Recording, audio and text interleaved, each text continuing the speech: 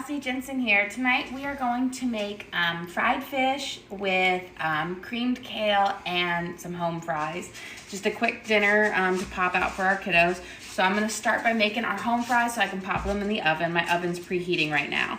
So I'm just going to do a quick slice down on these.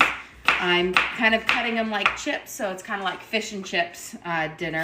They'll cook up quickly in my oven. But we had our change in location for our basketball practice, and so that threw everything off and put us behind schedule today. So now my goal is to try to quickly cook dinner for my family before it gets too late. So I'm going to cut up a couple, right now I have several potatoes out, but I don't know how many I'm going to use. And I'm going to chop them up, and then I'm going to toss them with some oil, seasoning salt, and flour. And then I will throw those in the oven on my air fryer setting to crisp up. And then we'll go to making the batter for our fish. And then homemade tartar sauce and some creamed kale. Okay. I always surprised when I'm cutting up stuff to make homemade fries how few potatoes you actually need. You know, one potato goes a lot with home fries. At least for my kids. My family's not a huge French fry or potato eater. My middle daughter won't even eat anything potato-wise unless it's potato chips. She doesn't like mashed potatoes, baked potatoes, French fries, any of that. It's crazy. Let's see. Probably do one more in here, and then we'll give them a nice coat of olive oil and some seasoning salt, and then just to give a nice little crust on our home fries, I like to add a little bit of flour, and that just gives you more of like a steak fry or seasoned fry thing. And then I have my air fryer in my oven setting on the air fryer. It is on 425 right now, so my oven is preheated. Okay, so that was about four or five potatoes, which makes a lot. And what I'm going to do is I'm going to give it a quick drizzle of olive oil. And then I'm going to use Lowry's seasoning salt. This kind of gives it that steak fry taste. And a good serving of that. And then just a little bit of flour, like 1/4 of a cup, not much. And then we'll toss them in it real quick. And then they'll be ready to go in the oven. And they'll cook up, with the air fryer setting, they'll fry up pretty quickly in the oven. So, which will be perfect because I'm aiming to have this done in less than 30 minutes. It's always when we have sports and activities, if I can get a good meal for our kids out in less than 30 minutes, it's a win. Especially with 5 kids, you just get so busy. And now I'm just going to spread them out, make sure they're not really lying up on top of each other, so each one gets crisped up nicely. There it is. Perfect. And you want to really spread them out. This is like a really large baking sheet. It's like a sheet and a half. But I find it's great for our family because we're a large family. I can get a lot on it and spread it out without overlapping, because if you overlap them, then they won't get crisped up nicely, and they also won't cook as evenly. Okay, I'm gonna my hands are a little sticky, so I'm gonna give it a quick wash, and I'm gonna pop these in our oven, and then we can work on our next part. So I've got my oven preheating right over here to 425 on the air fryer setting. You could use an air fryer appliance if you had it. I'm going to let those cook up nicely. Question, what color is the cabinet paint? Well, we have 2. The top is a polar, it's I think polar ice or polar white, and the bottom is a slate stain. But it's grayish, but it's actually stained wood. Okay, so I'm going to get some oil heating up for our fried fish because it takes a while for our oil to get to the right temperature. You want to have a good amount of oil in here to cover it because you want the whole bottom of your fish to be covered, otherwise it will burn. But you don't need them completely submerged in the oil. So I'm gonna turn that to a medium-high heat. You don't want your oil too hot or it will burn. So a lot of times I'll be turning my oil down in the middle of cooking just because I don't want to burn my fish. And I'm gonna put some flour in here. And what I'm gonna do is I'm gonna put each fish in the flour, my seasoned flour mix, then I'll dip it in an egg, and then I'll dip it back in the flour for a good coating. And I'm going to use just flour and some Old Bay seasoning. If you wanted a Cajun taste to your fish, you could use some like Tony Chachere's or any type of Cajun seasoning. And then I'm gonna give this a good stir through. And Old Bay has salt already added to it, so you don't need to add any more. But this I always find is a nice flavor with fried fish, or at least with seafood in general. There we go. And stir it around. And I've got we're having tilapia. I also do this with catfish.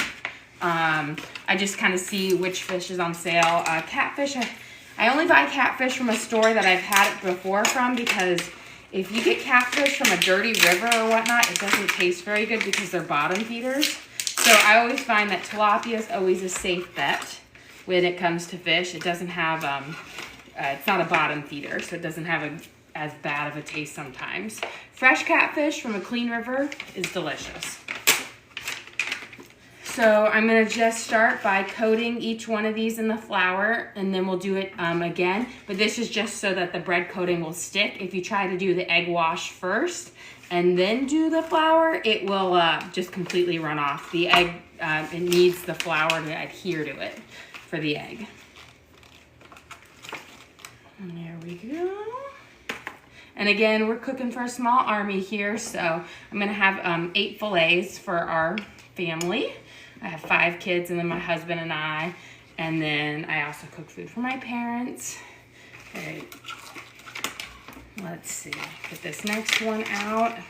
Also, one thing nice about it is fish. Tilapia is actually fairly cheap, so it's one of our proteins that isn't as expensive as some of the other ones for the amount that you can make with it. There we go, and then we'll do one last fillet through. But I love a good fried fish. Not fish sticks. I don't like anything frozen and reheated from the store, but a good homemade fried fish. It just reminds me, growing up, we lived in Iowa, but we had a lake house in Minnesota, and during the summer we would catch fish and of course fry it up, and you'd have like these little thin fish chips, what we called them, but they were really just like thin fillets of fish. Okay, I'm going to crack 3 eggs in here and beat them until they're all mixed together. You don't want to have them undermixed, or you're going to have just some really gooey globs. So just 3, because I only have 8 fillets, and 3 should be enough. And so we're just going to beat this together until it's well mixed. And that way when we dip our fillets in it, it will all come out nicely. The yolks, if you don't mix the yolks with the whites, you'll have just really snotty chunks in there, I guess is the best way to describe it.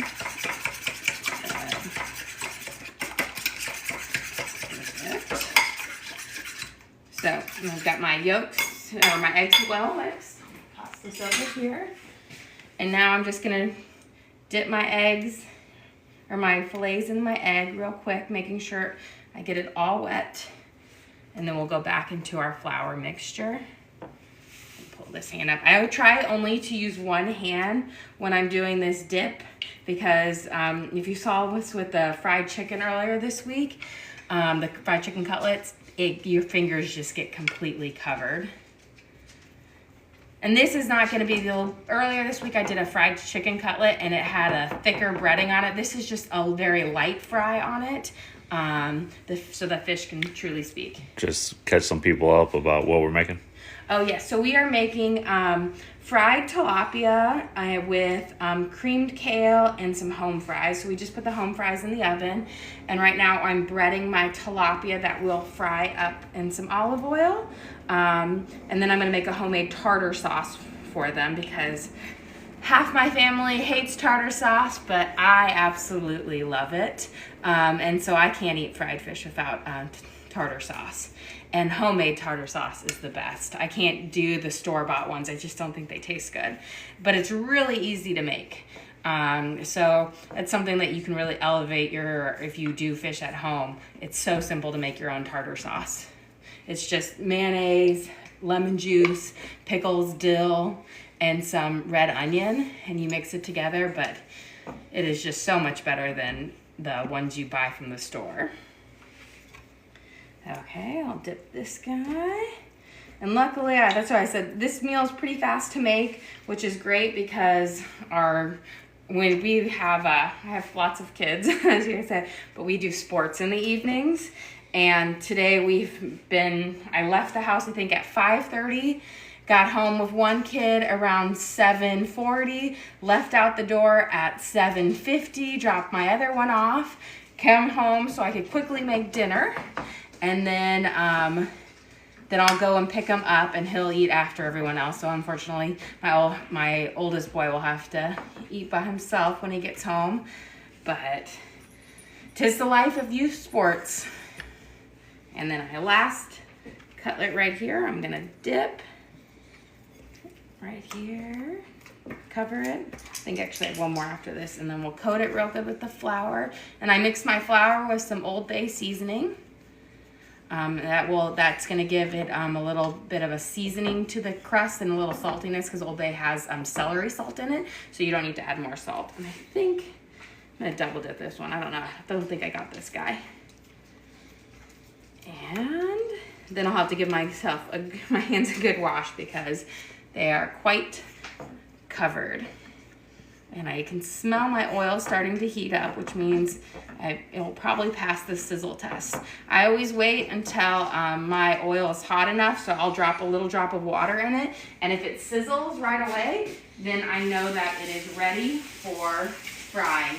You don't want to put your food in, if you're frying food, you want to make sure your oil's to the right temperature, because if it's not, then you'll have just soggy fried food. It won't crisp up as nice, and then it will stick also to the bottom of your pan.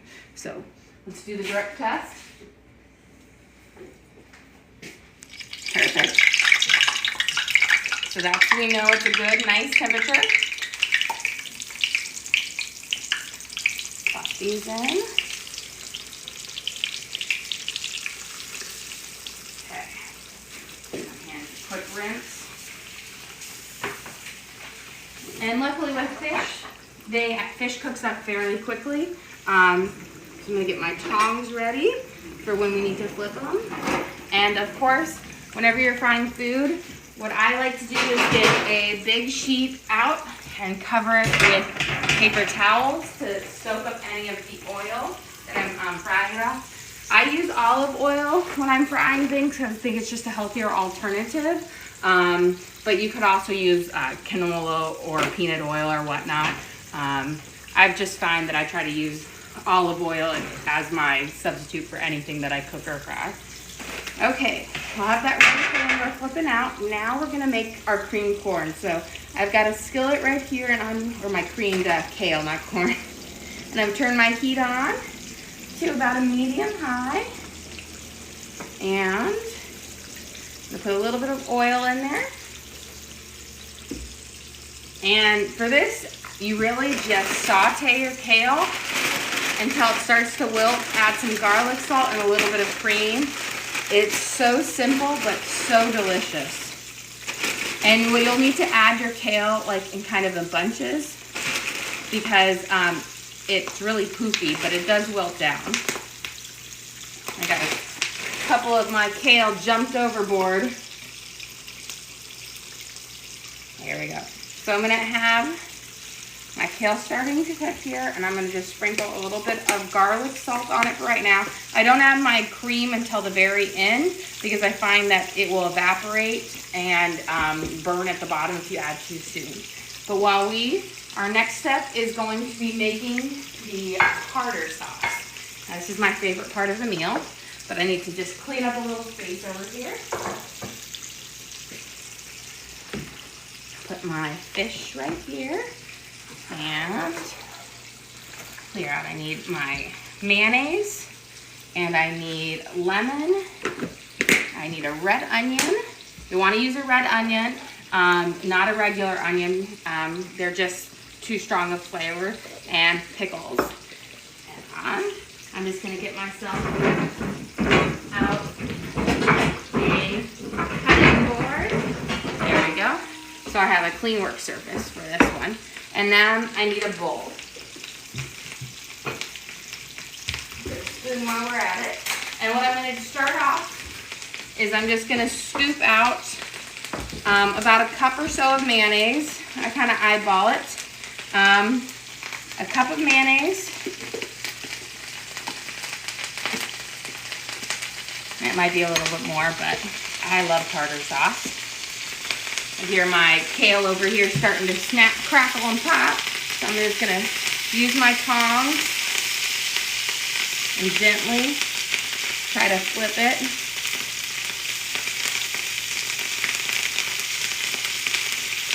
There we go. And then I'll just slowly add in more kale as we go, as it starts to wilt down. Now, we'll come back over here.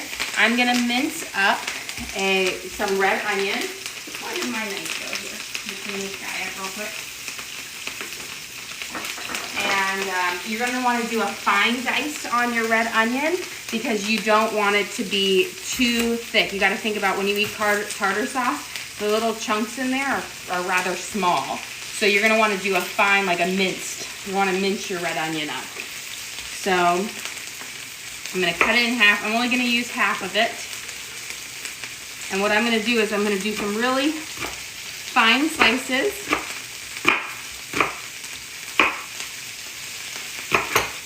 And then I'm going to turn. And then do it this way. And then I'm going to just push through. Because the finer the mince, the better. And I feel like our fish might be almost ready for their first turn.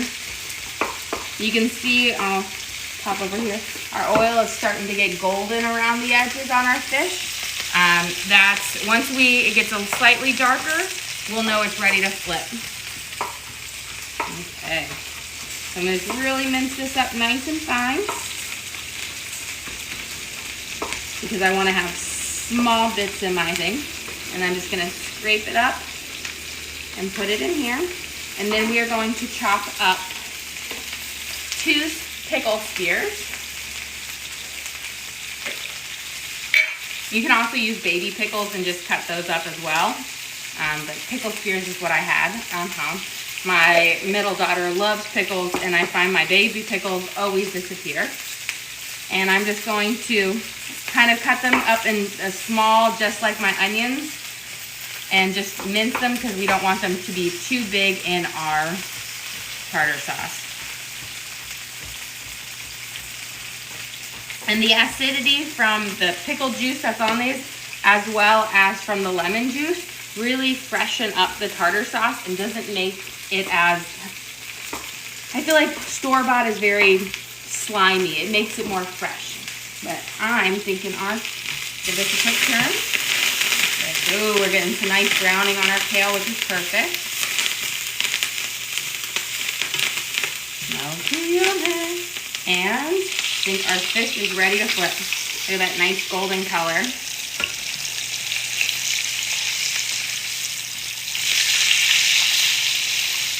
And I think this guy needs a little more. So I'm going to turn the hot start. And now that my kale has started to shrink down, I'm going to add in some more.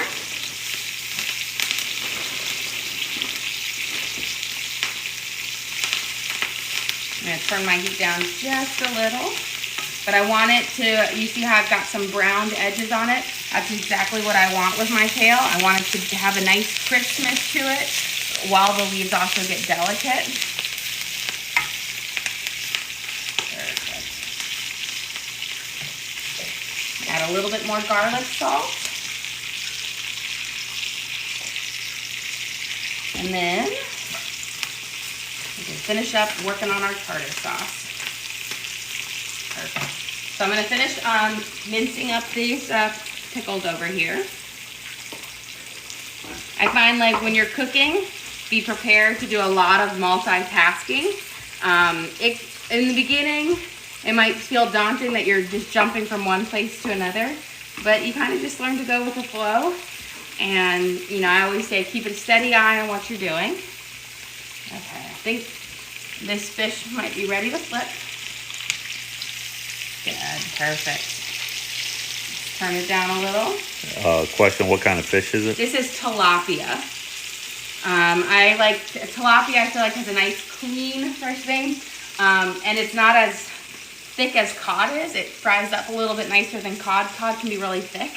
And I feel like catfish, if it doesn't come from a clean river, can have a dirty taste to it. So I love to use tilapia. Okay, I've got my pickles, my red onions, and my mayo in here. I'm going to add the juice from a fresh lemon. I'm going to try to get out some of the seeds before I squeeze it, but I find that lemons just are always full of a ton of seeds. So I'm going to give it a good squeeze. And I really get up into the pulp of the lemon to make sure I can get as much of the lemon juice out as possible. And then touch on that, and I'm going to squeeze the other half. And the fresh lemon juice is really what makes it pop. And then we'll just add some dill and some garlic salt. And our tartar sauce will almost be done. But let me check over here. I feel like our fish is cooking up nicely. Oh, perfect. See, we've got a nice golden crust. So I'm going to pop this guy out and have him kind of let the oil drip down off of that. I think this guy still needs to cook a little more on that one. And then I'm going to put in my next set of fillets. Perfect. And I'm just going to switch my tongs because those got a little flour on them. I find kitchen tongs are one of my most used kitchen tools. I use them for everything.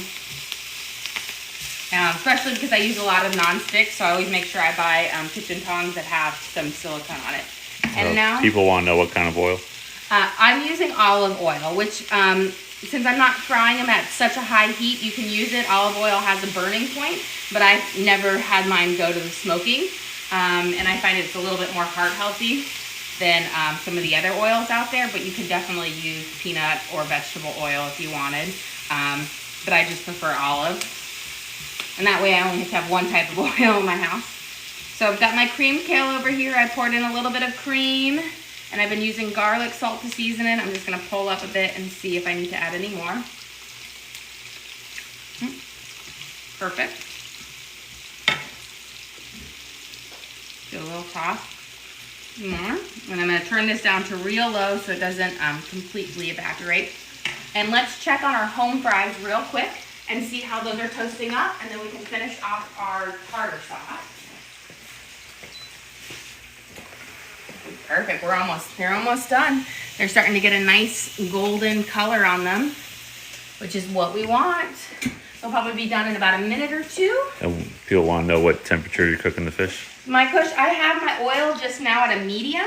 I had it up and heated until I did my drop of the water, then it started sizzle, and I put it in and I turned it down to a medium heat so that the fish will cook all the way through, but without burning the outside.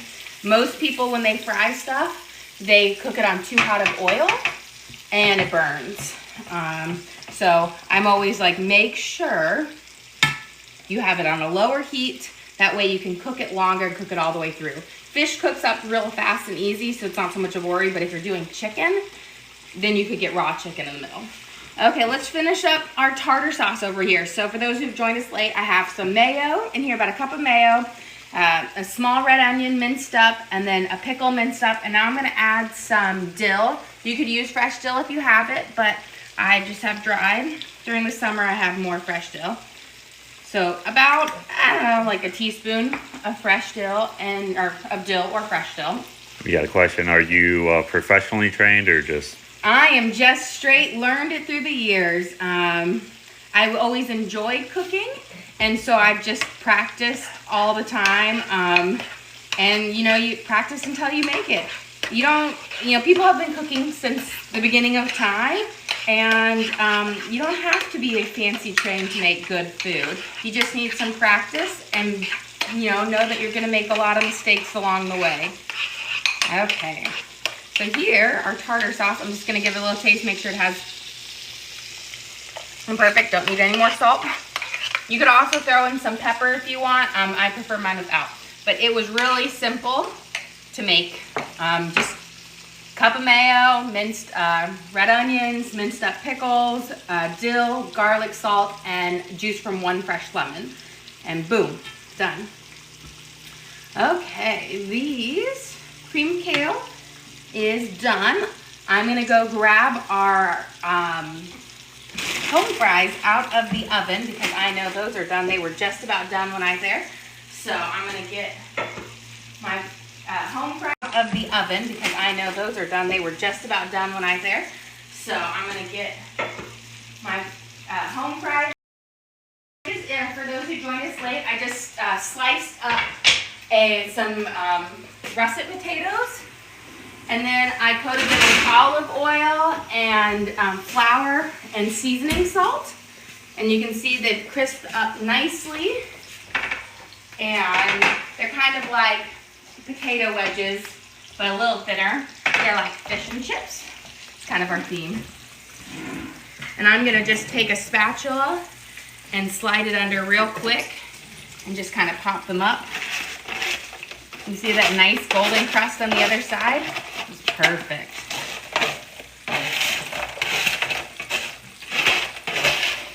So these will be like delicious, like potato wedge, but I don't like thick potato wedges, so they're like a mix between like a French fry and a potato wedge. But they look good. And when I do this, I like to always heat them up in a pile together because the steam will just kind of soften them up a little. Perfect. Let's check on my here, see if we're ready to flip any. And see this one, it's not quite yet. I want it to be golden like our finished fillets over here. So I'm gonna keep it and turn my heat up just a little more. I find I'm always adjusting when I'm frying up and down, up and down.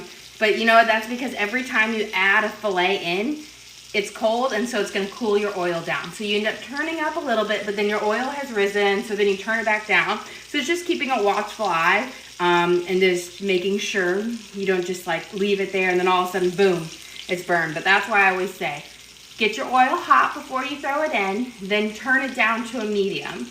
And then from there you can kind of fillet. But if you keep it up on high, you will burn your food. And I think that's the biggest mistake most people make when they're frying food, is that they burn it. Okay, well, you know what? I'm gonna fry the rest of these, but I'll plate up and show you how we're gonna eat our dinner tonight. And then I'll say good night to all.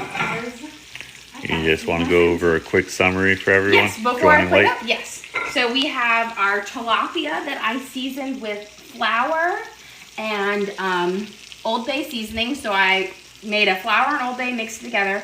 I dipped the tilapia in it, then I dipped it in an egg, like beaten eggs, and then back in the flour so it has this nice crust on it.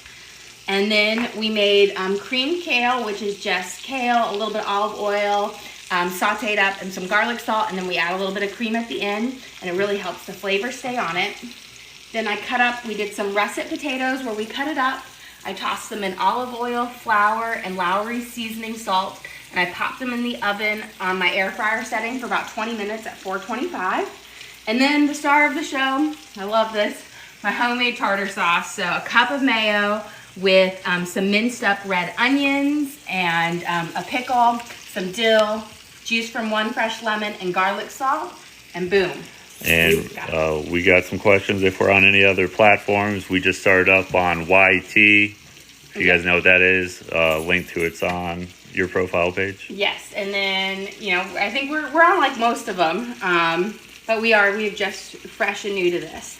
So we'll start out, I'll put a fillet right out here with our fried potatoes, or our home fries. A nice serving of creamed kale, and of course, for me, this is where it's at. A nice dollop of homemade tartar sauce. Well, I hope you guys enjoyed cooking with us today. Don't forget to like and subscribe. Feel free to comment if you want to have any recipes or whatnot. Thanks again. But don't forget to like and subscribe, and message me if you want it. Somebody messaged me for my brownie recipe the other day, and I'll try to get those out to you guys as quick as possible. But again, thanks again for joining us here tonight.